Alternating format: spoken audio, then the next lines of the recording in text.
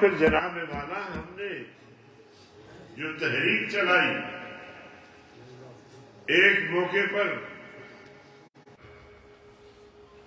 ہم بیٹھ گئے، 1 یا 2 منٹ گزرے تھے کہ جنرل صاحب دروازے سے نمودار ہوئے اور بہت ہی نازیبا جملے مولانا صاحب کو کہنا شروع کر دیا۔ ایک دوسرا تیسرے پہ جب وہ آئے تو میں کھڑا ہو گیا۔ میں نے کہا شٹ اپ جنرل صاحب، آگے نہیں بڑھنا۔ وہ بھی حیران ہو گیا کہ یار ملا کو کیا ہو گیا۔ انہوں نے ایسے ملا درباری دیکھے ہوئے نا، ان کو گالیاں دے، بے عزت کرے اور پھر کمرے سے نکال دے، اس کا واسطہ جمعیت علماء اسلام سے نہیں۔ نعرہ تکبیر، جمعیت علماء اسلام زندہ باد، مولانا عبدالغفور حیدری صاحب زندہ باد۔ مولانا صاحب بھی حسین آ گئے، درانی صاحب بھی، کہ یہ کیا بکواس کر رہا ہے، لیکن میں نے اس کا راستہ روکا، اور جب وہ بیٹھے تو میں نے کہا کہ جنرل صاحب اپنے الفاظ واپس لے لیں۔ کہتے ہیں میں کیوں لوں واپس الفاظ؟ میں نے کہا آپ نے غلط بات کی ہے، آپ نے ہمیں بلایا، اپنے گھر بلایا،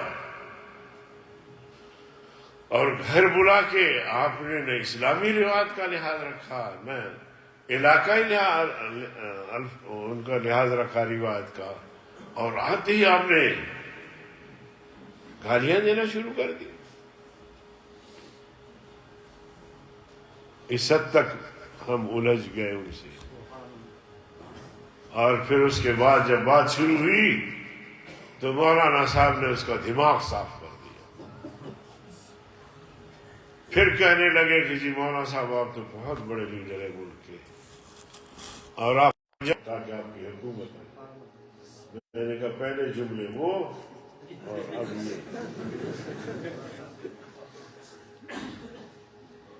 چھڑی اس کے پاس تھی، لیکن ہماری ایمانی غیرت نے ان کو ڈھیر کر دیا۔ نعرہ تکبیر،